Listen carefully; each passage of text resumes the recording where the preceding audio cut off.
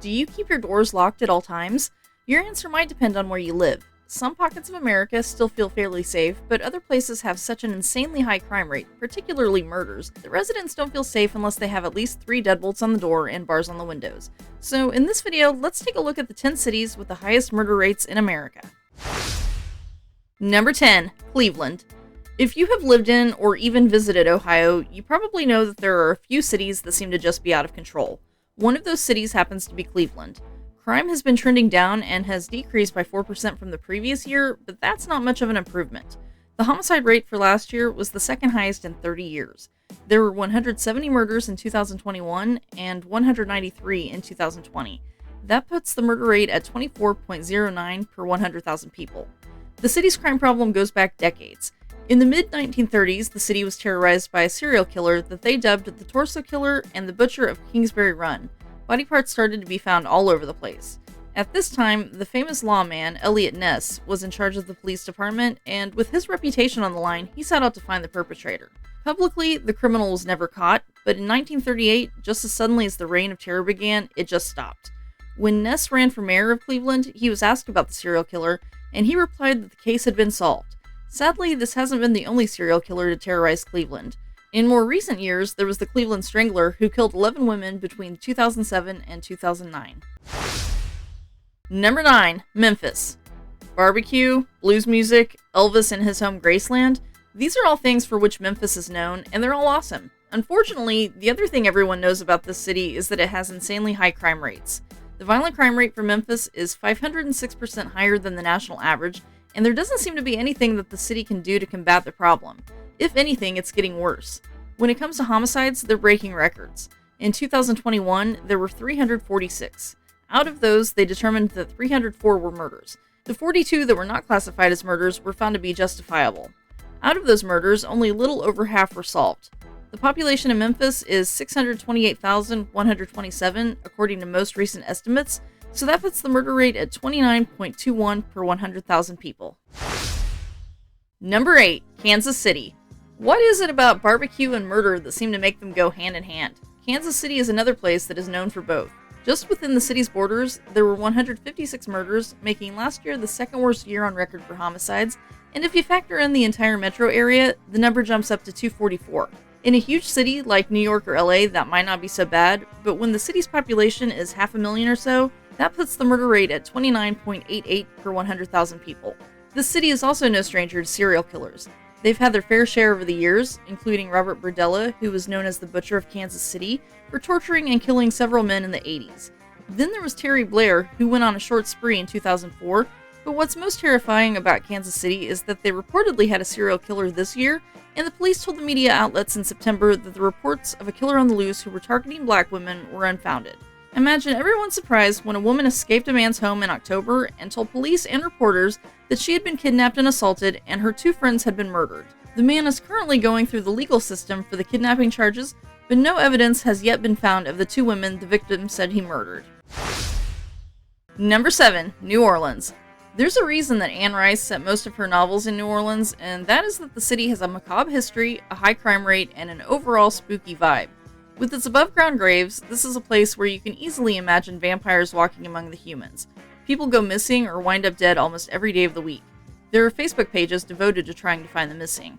As for those murdered, 2022 is shaping up to be an especially bad year, with more homicides reported in the first 9 months than in all of 2021, so we can expect to see New Orleans higher on the list once the numbers have been tallied up at the end of it.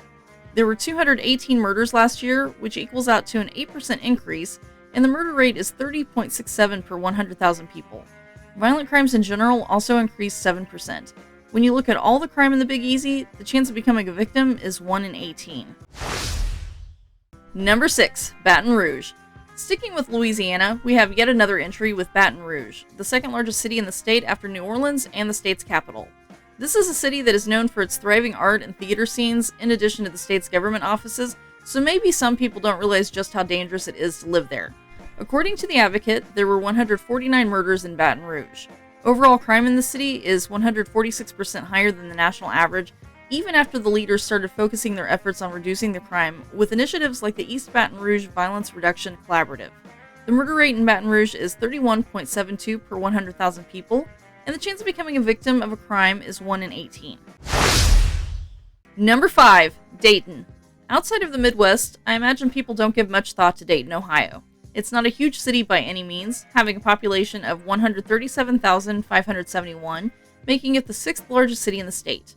Although there are some entertainment options in this city, it's unlikely to be a must-see destination for most. Somehow, though, the city has produced quite a few famous people. The Wright brothers grew up there, as did comedian Jonathan Winters, actors Rob and Chad Lowe, voice actor Nancy Cartwright, who is best known for being the voice of Bart Simpson, as well as a whole slew of athletes. Given its Midwestern location and history, Dayton should be a slice of Americana, but it's more like every episode of Cops.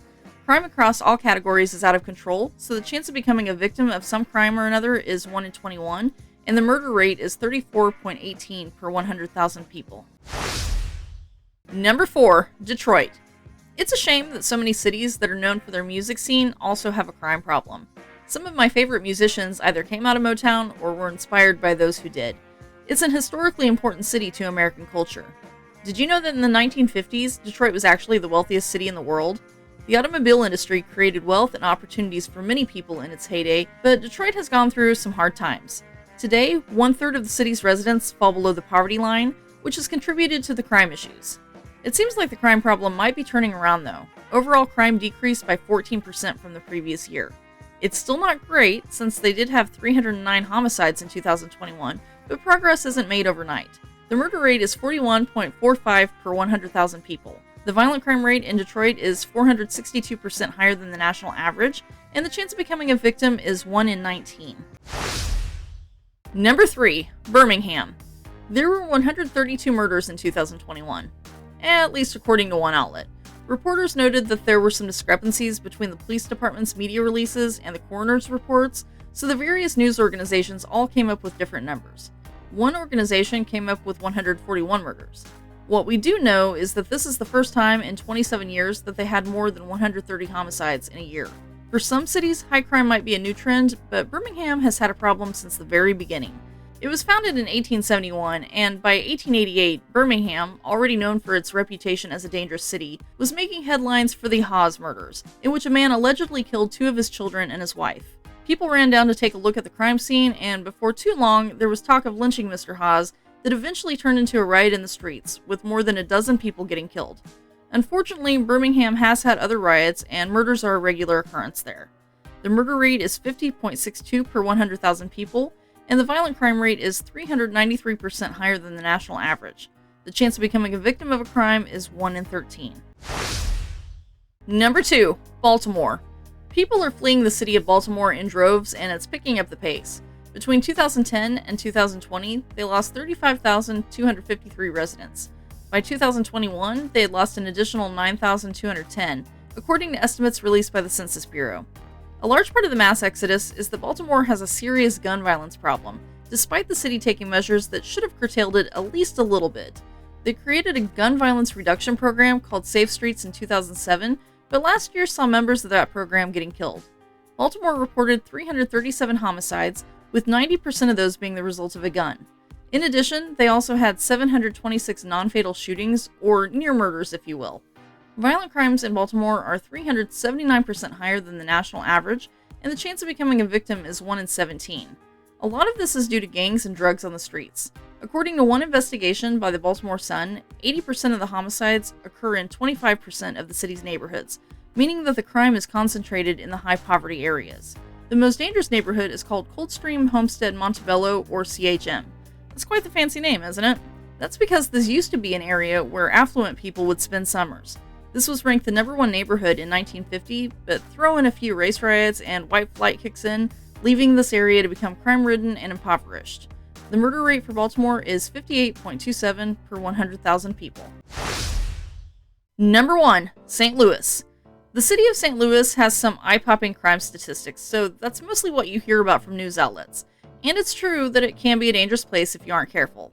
The violent crime rate is 420% higher than the national average, and there are 64.54 murders per 100,000 residents.